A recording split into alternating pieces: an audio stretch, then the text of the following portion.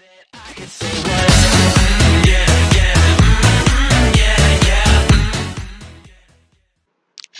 Children. आज हम लोग सीबीएसई ई जोन में सोशियोलॉजी का चैप्टर सोशल मूवमेंट्स करेंगे और ये इसका पार्ट 4 है। तो अब आते हैं इकोलॉजिकल मूवमेंट। तो इकोलॉजिकल मूवमेंट क्या होता है इसका, अगर ये काफी सारे जो मूवमेंट्स हैं, ये वाला चैप्टर अपने आप में ही बहुत इंपॉर्टेंट है। और ये इसमें जो मूवमेंट्स हैं, कई बार ऐसा पूछा जाता है कि आप एक इकोलॉजिकल मूवमेंट बताइए, या फिर आप कोई क्लास बेस्ड मूवमेंट बताइए, या फिर क्या बोलते हैं प्रेजेंट बेस्ड मूवमेंट बताइए, चिपको मूवमेंट के बारे में बताइए। तो ये सब आपको, ये मूवमेंट्स आप जितना अच्छे से पढ़ लेंगे आपको बहुत ही अच्छा आसानी हो जाएगा।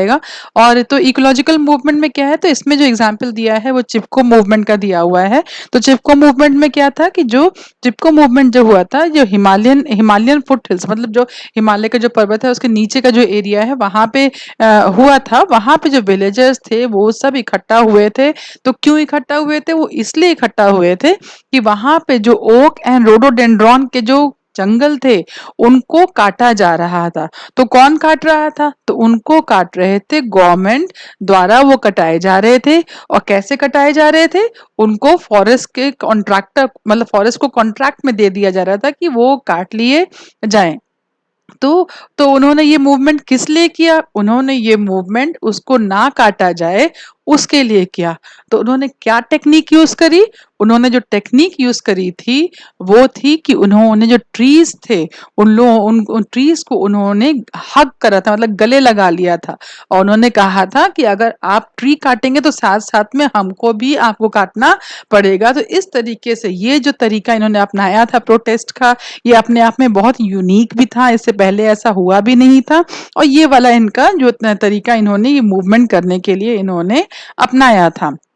तो अब ये तो इनका क्या कनेक्शन है इससे, अगर देखा जाए तो ये जो है यहाँ पे जितने भी लोग रहते थे, इन सब की जो जीविका है वो अपने आप में जो जीविका है इनकी वो इसी जंगलों पे ही आधारित थी। वो खाना बनाने के लिए इसकी लकड़ी का इस्तेमाल करते थे। यहाँ पे जो जितनी भी वेजिटेशन होती थी वो इनके जानवरों के खाने के इस्तेमाल होता था। और भी बहुत सारी डेली यूज की चीजें इनको यहाँ से मिल जाती थी। तो अब जो कॉन्फ्लिक्ट क्या था? तो कॉन्फ्लिक्ट ये था कि एक तरफ तो सरकार अपनी इकोनॉमी के लिए, वो अपने पैसा बढ़ाने के लिए वो इस लकड़ियों को बेचकर अपनी आमदनी बढ़ाने की, अपनी प्रॉफिट बढ़ाने की कोशिश कर रहा था। और दूसरी तरफ ये जो विलेजर्स थे जो कि गरीब थे, ये अपनी जिंदगी चलाने की कोशिश कर रहे थे। तो जो जो कॉन्फ्लिक्ट था वो दो भाग में बटा हुआ था। एक तरफ वो भाग था जो कि जिंदगी जीविका चलाने की लड़ाई, और दूसरी तरफ अपना फायदा बढ़ाने की लड़ाई। तो ये इसके इसमें, और इस ये जो लड़ाई थी इसमें इसके अलावा जो और भी इश्यूज उठे थे वो था सोशल इनइक्वालिटी।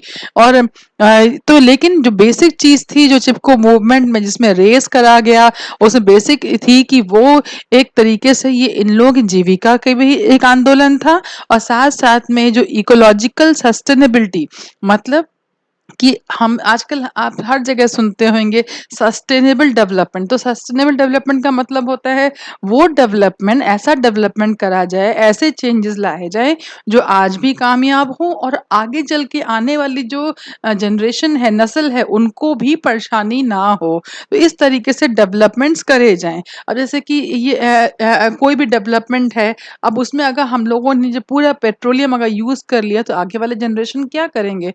या फिर हम लोगों ने आज इंडस्ट्रियलाइजेशन करके अपनी एयर को पूरी तरीके से पोल्यूट कर दिया, तो आगे वाले जनरेशन के लिए हमने क्या छोड़ा? तो डेवलपमेंट ऐसा होना चाहिए जो आज के लिए भी अच्छा हो और आने वाले समय के लिए भी अच्छा हो। तो ये जो चेंज हो रहा था, पेड़ों का काटना, ये सस्टेनेबल नहीं था। मतलब अगर आप इकोलॉजी को आप बर्बाद कर दोगे तो आगे चल के वो सही नहीं रहेगा। तो इस तरीके से ये जो इश्यूज थे, ये बहुत बड़े इम्पोर्टेंट इश्यूज थे। और जो जहाँ पे रहने वाले थे उन लोगों ने ये देखा था कि जब भी फॉरेस्ट जब कटे थे तो कोई ना कोई तरीके से जब जो मतलब ये तरीके से एनवायरनमेंट का डिस्ट्रक्शन था। और ये इन मतलब कहीं ना कहीं उन्होंने नोट किया था कि फॉरेस्ट के कटने से जो फ्लड्स थे वो बढ़ गए थे, लैंडस्लाइड्स थी वो बढ़ गए थे। और ये जो इन लोगों के लिए ये दोनों इश्यूज जो थे, जो ग्रीन इशू क्या था, फॉरेस्ट का कटना, और रेड इशू क्या था, ब्लड ब्लड का आना, तो ये सब चीजें इंटरलिंक्ड थी। तो इन लोगों का जो जीवन था वो फॉरेस्ट पे तो आधारित भी था, लेकिन इसके साथ साथ इन लोगों की जो इज्जत, इन लोगों का जो रिस्पेक्ट फॉरेस्ट के लिए था, वो भी इन लोगों का वो भी खत्म होता उनको नजर आ रहा था कि वो नहीं वो इज्जत देते थे फॉरेस्ट को, वो उसको कटाना नहीं चाहते थे। तो इस तरीके से चिपको मूवमेंट करके इन्होंने ये दिखाया कि हम इस बात के लिए तैयार नहीं हैं, और उन्होंने ये भी बताने की कोशिश करी कि वो सरकार जो इतने दूर बैठी हुई है, जो इनका जीवन नहीं जी रही है और इनके जीवन की इनकी मुश्किलों को इनका नहीं सामना कर रही है, उसको पता भी नहीं था, उसको ये समझ नहीं थी, और वो समझ भी नहीं पा रही थी कि ये करने से इनकी ज़िंदगी में कितना फ़र्क आ जाएगा। तो इसीलिए जो मूवमेंट था ये सिर्फ़ इकोनॉमिक मूवमेंट ही नहीं रहा, ये इकोलॉजिकल मूवमेंट भी हो गया था और पॉलिटिकल मूवमेंट भी साथ-साथ में होता गया था। अब आता ही हम लोग करते हैं बॉक्स 8.5। तो इस बॉक्स 8.5 में कुछ और भी डिटेलिंग बताई है चिपको मूवमेंट में। तो इसमें ये है कि जब 1970 में जब पानी का सीजन आया, बारिश का सीजन आया, तो खूब सारी फ्लड आ गई वहां पे अलकनंदा वैली में, और वो जो इतना पानी बरसा कि वहां पे जो 100 किलोमीटर तक जो पूरी लैंड थी उसमें पानी ही पानी भर गया, और जो 6 ब्रिजेस थे मेटल के वो सब डूब गए, जो रोड्स थी वो सब 10 किलोमीटर तक पानी में भर गई, 24 बसें उसमें डूब गई, 366 हाउसेस उसमें डूब गए, और जो पैडी की जो क्रॉप्स थी वो पूरी डिस्ट्रॉय हो गई, बहुत सारे लोग मरे, बहुत सारे जानवर भी मरे। तो ये जो 1970 की जो फ्लड थी वो एक तरीके से टर्निंग पॉइंट हो गई थी इकोलॉजिकल हिस्ट्री में, क्योंकि जो विलेजर्स थे जिन्होंने ये भुगता था वो ये समझ गए थे कि ये सब इसीलिए हुआ है क्योंकि यहाँ पे डिफॉरेस्टेशन हुआ है, और इसी कारण पे डिफॉरेस्टेशन के चलते यहाँ पे फ्लड्स और लैंडस्लाइड्स का जो प्रॉब्लम है ये बढ़ता जा रहा है। तो इन्होंने ये भी देखा कि वो ही एरिया ज्यादा अफेक्ट हुए थे जो कि एकदम उसी एरिया के नीचे थे जहां पे फॉरेस्ट काटे गए थे। तो इन्होंने जो अपना जो कंसर्न था वो दशौली ग्राम स्वराज संघ के थ्रू इन्होंने जो एक कोऑपरेटिव ऑर्गेनाइजेशन थी चमोली डिस्ट्रिक्ट में, उसके थ्रू इन्होंने गवर्नमेंट को ये बात पहुंचाने की कोशिश करी, लेकिन गवर्नमेंट ने इनकी बात नहीं मानी, और उसके बावजूद भी बताने के बावजूद भी रेनी फॉरेस्ट को काटने के लिए इन्होंने कॉन्ट्रैक्टर को दे दिया ये काम। और जो रेनी फॉरेस्ट थे RENI, वहां उन जंगलों को में पहुंचने के लिए पहले बस को जोशीमठ वाली जगह थी वहां पे रुकना पड़ती थी, वहां से वो लोग विलेज से होकर फिर रेनी फॉरेस्ट की तरफ जाया करते थे। तो जब एक बाई चांस एक लड़की थी, छोटी सी लड़की, जिसने देखा कि जोशीमठ में कुछ लोग उतर रहे हैं बस से, और उन लोगों के हाथ में वो सब हथियार थे जो कि वो सब इंस्ट्रूमेंट्स थे जो कि पेड़ काटने के लिए जरूरी थे। तो उसको ये समझ में आ गया कि ये जो रेनी फॉरेस्ट को काटने वाले कॉन्ट्रैक्टर्स हैं। तो वो भाग कर गौरा देवी के पास गई, जो कि वहां के जो वुमेन जो औरतें थी उनके जो हेड थी, महिला मंडल की हेड थी। तो गौरा देवी ने फटाक से सभी औरतें जो गांव की थी उन सबको बुलाया, और वो लोग भाग के फिर वो लोग रेनी फॉरेस्ट चले गए। तो उन्होंने बहुत मिन्नतें करी कि आप नहीं काटो, और लेकिन उन्होंने उनकी बात नहीं मानी और उनको बुरा व्यवहार भी किया। तो वहां पे औरतों ने फिर वहां से हिलने के लिए मना कर दिया, वो सब अपनी पेड़ को वो लोग हक करे, उन्होंने गले लगा लिया पेड़ को, और बोला कि अगर वही जो हमने आपको पहले बताया था, तो उन्होंने वही स्ट्रैटेजी यूज करी। तो और फिर उसके बाद जो थे आदमी भी थे, वो भी मतलब जो लेबर्स थे जो वहां पे काटने के लिए आए थे उनको उनकी बात माननी पड़ी, और वो वापस चले गए। तो अब जो है उस समय तो ये मूवमेंट अकेला अपने आप में हुआ था, लेकिन आज अगर कोई भी मूवमेंट होता है तो वो ग्लोबल तौर पे उससे बहुत सारी ऑर्गेनाइजेशंस कनेक्ट हो जाती हैं और उसका साथ देने लग जाती हैं। मान लीजिए यही इकोलॉजिकल मूवमेंट अगर होता आज के जमाने में, तो देश विदेश में जितनी भी इकोलॉजी से रिलेटेड जितनी भी ऑर्गेनाइजेशंस हैं वो सब साथ दे देती, और फिर इसके साथ देने पे फिर इसको ये मूवमेंट काफी जोर पकड़ लेता है। वैसे ही जैसे कि जब काफी प्रोटेस्ट हुआ था वर्ल्ड ट्रेड ऑर्गेनाइजेशन के अगेंस्ट में सियाटल में, तब वहां पे देश विदेश की सभी ऑर्गेनाइजेशंस ने मिलकर उसका साथ दिया था। तो ये है चिपको मूवमेंट बॉक्स 8.5। अब आता है क्लास बेस्ड मूवमेंट। तो अगर क्लास बेस्ड मूवमेंट अगर आपसे पूछा जाएगा तो उसमें आप लिखेंगे पेजेंट मूवमेंट। तो जो पेजेंट मूवमेंट है, क्लास क्लास क्या होता है, कास्ट से रिलेटेड नहीं होता क्लास। तो जो क्लास अलग अलग डिफाइंड होते हैं, जैसे लैंडलॉर्ड है तो वो एक क्लास है, पेजेंट्स है तो वो एक अलग क्लास है। तो क्लास बेस्ड मूवमेंट, तो ये पेजेंट मूवमेंट इसमें आप लिखेंगे। जो पेजेंट मूवमेंट्स हैं वो जनरली 1858 से 1914 के बीच में वो जो हुआ करते थे वो जनरली वो लोकलाइज्ड हुआ करते थे। और वो उनका वो जो मूवमेंट हुआ करते थे वो उस एरिया की जो भी परेशानी थी उसको डील करते थे। जैसे कि एग्जांपल ले लें तो बंगाल रिवोल्ट जो हुआ था 1859 से 62 के बीच में, वो इंडिगो प्लांटेशन सिस्टम के लिए हुआ था। और डेक्कन राइट्स जो हुए थे वो मनी लैंडर्स के ऊपर हुए थे। आपने आपने ये चैप्टर 4 में आपने ये सब मूवमेंट्स को डिटेल से पढ़ा होगा, और अगर नहीं पढ़ा है तो एक बार फिर से आप उसको पढ़ लीजिएगा, क्योंकि ये जो चैप्टर्स हैं ये दोनों एक दूसरे से इंटर रिलेटेड हैं और ये पूछे जा सकते हैं। इसके अलावा जो बरदौली सत्याग्रह था वो नॉन टैक्स कैंपेन था। वो जो कैंपेन इसलिए किया गया था क्योंकि पूरी देश भर में हम लोगों का जो मूवमेंट चल रहा था नॉन कोऑपरेटिव मूवमेंट। तो ये जो बरदौली सत्याग्रह था, जो टैक्स ना देने का कैंपेन था, वो उसी का ही हिस्सा था। उन्होंने वहां पे रहने वाले लोगों ने रिफ्यूज कर दिया था, मना कर दिया था कि हम लैंड रेवेन्यू नहीं पे करेंगे। और ये बरदौली सत्याग्रह सूरत डिस्ट्रिक्ट में हुआ था। वैसे ही चंपारण सत्याग्रह हुआ था जो कि इंडिगो प्लांटेशन के लिए हुआ था। तो अब आता है कि फर्स्ट जो पहली जो ऑर्गेनाइजेशन थी जिसने सभा बनाई थी पेजेंट्स की, वो थी बिहार प्रोविंशियल किसान सभा। और दूसरी थी 1936 में ऑल इंडिया किसान सभा।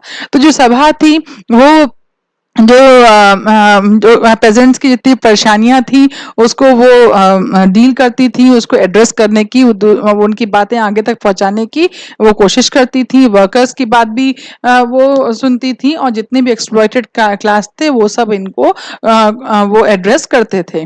तो अब जो आता है दो मूवमेंट जनरली वो पूछे जाते हैं, वो इतने डिटेल में नहीं है लेकिन इतने ही लाइन में है, तो आप इतना ही समझ लीजिए। तेभागा मूवमेंट, ये आपको 1 मार्कर में या कहीं पे पूछा जा सकता है। तो ये जो मूवमेंट है ये था जो शेयर क्रॉपर्स, मतलब share croppers of Bengal. Share croppers कौन होते हैं? जो भी एक जमीन होती है उसमें अगर जो लोग कुछ लोग होते हैं कि जिनकी जमीन होती है लेकिन वो खेती नहीं करते, वो किसी और को खेती करने के लिए देते हैं। तो वो जो खेती करता है उससे इनकी ये डील होती है कि 50% इसका प्रॉफिट तुम लोगे, 50% हम लेंगे। तो ये जो शेयर क्रॉपर्स का जो तेभागा मूवमेंट था, इसमें उन्होंने डिमांड करी थी कि हम 2/3 शेयर जो जमीन में उपजेगा उसका हम लेंगे। और इसके लिए ये इनकी जो मांग थी, इसके लिए जो सभा थी किसान सभा, उसने इनका सपोर्ट करा था, और साथ साथ में कम्युनिस्ट पार्टी ऑफ इंडिया ने भी इसका सपोर्ट करा था। अब दूसरी थी तेलंगाना मूवमेंट। तो तेलंगाना मूवमेंट जो था वो था फ्यूडल कंडीशंस, मतलब फ्यूडल मतलब जो जब राजा राज्य करता है तो उसके उसके अगेंस्ट में, जो कि प्रिंसली स्टेट में हुआ था हैदराबाद में, और वो उनका राज्य नहीं चाहते थे। तो ये जो था वो भी सीपीआई गवर्नमेंट, सीपीआई पार्टी ने इसका सपोर्ट करा था। और 1947 जो हमारे इंडिपेंडेंस के बाद दो और सोशल मूवमेंट्स हुए थे, और जिसमें मेजरली जो हम लोग जानने योग्य है वो है नक्सलाइट स्ट्रगल और न्यू फार्मर्स मूवमेंट। जो नक्सलाइट स्ट्रगल था, वो जो नक्सलाइट मूवमेंट था वो नक्सलबरी एरिया बंगाल में शुरू हुआ था। और इनका जो मेन प्रॉब्लम था वो था वहाँ के जो पेजेंट्स थे उन लोगों को उन लोगों को जो अपनी अपनी प्रॉब्लम्स थी लैंडलॉर्ड के अगेंस्ट, उनको लगता था उनके साथ अत्याचार हो रहा है। तब इसके बारे में हम बॉक्स 8.7 में पढ़ते हैं। तो यहाँ यहाँ पे जो है कि सिलीगुड़ी सब डिवीजन है, वहाँ के जो पेजेंट्स हैं वो कॉन्फ्रेंस करते हैं। उनकी जो कॉन्फ्रेंस है वो बहुत ही सक्सेसफुल होती है। तो उस कॉन्फ्रेंस में कानू सन्याल नाम के जो लीडर, मतलब उनके हिसाब से उनके जो कहना है कानू सन्याल जी ने कि 1967 से लेकर अप्रैल 1967 तक वहाँ पे सब विलेजेस वहाँ पे ऑर्गेनाइज करे गए गए थे। ये उन्होंने बताया है, कान्हू सन्याल जी ने बताया है कि ऐसा हुआ था। तो अब वहां पे 15,000 से लेकर 20,000 तक के जो पेजेंट्स थे उनको वहां पे इकट्ठा किया गया था, और जो पेजेंट्स की जो कमिटी थी वो बनाई गई थी हर विलेज में। और इन सब जो भी पेजेंट्स जो कि इस कमेटी के हिस्सा थे उन सबको आर्म्स दिए गए थे, और उन्होंने जो जो भी जगह जो पेजेंट्स कमेटी नाम से इन्होंने हर विलेज में जो ली थी उस जो जमीन में उन्होंने मतलब वो ऑक्यूपाई कर ली थी। और फिर उन्होंने जितने भी लैंड रिकॉर्ड्स थे जिसमें कि जो कि इनको लगता था कि यूज करे गए हैं इनको चीट करने के लिए, वो सब जला दिए गए थे। और जितने भी हाइपोथेकेटरी डेब्ट्स ये होते हैं, मतलब कोई भी चीज आप अगर किसी से लोन लेते हैं तो उसके अगेंस्ट में आपको जो चीज गिरवी रखनी पड़ती है कि अगर ये नहीं दे पाएंगे तो हम ये दे देंगे, तो वो होते हैं। तो वो वाले जितने भी पेपर्स थे उसको भी इन्होंने खत्म कर दिए थे।